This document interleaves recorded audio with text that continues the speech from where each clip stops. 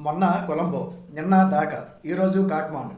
మీ అందరికీ తెలిసిందే నేపాల్లో అల్లర్లు చెలరేగాయి. ఎందుకంటే చాలామంది అనుకుంటున్నారు అక్కడ యువత ఏవైతే యూజ్ చేస్తున్నారో ఇన్స్టా, ఫేస్బుక్, వాట్సాప్ లాంటివి బ్యాన్ చేశారని అక్కడున్న యువత అల్లర్లు చేసాయని అనుకుంటున్నారు. కానే కాదు. దానికి ఇంకో కారణం ఉంది. అదేంటంటే అవినీతి, నిరంకుశ పాలన. పిఎంలు, మంత్రుల యొక్క కుమారులు అవినీతి చేసి లండన్లో లేదా బయట దేశాల్లో ఉంటూ విలాసమైన జీవితాన్ని గడుపుతున్నారు.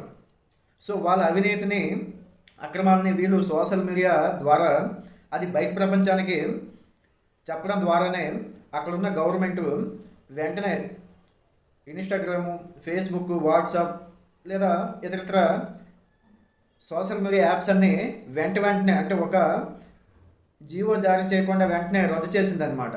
నేపాల్ యువత చేస్తుంది సోషల్ మీడియా బ్యాన్ మీద కాదు, అక్కడ పాలకుల అవినీతి మీద, నిరంకుశ పాలన మీద. దీనిపై మీ అభిప్రాయం ఏంటో కామెంట్లో చెప్పండి.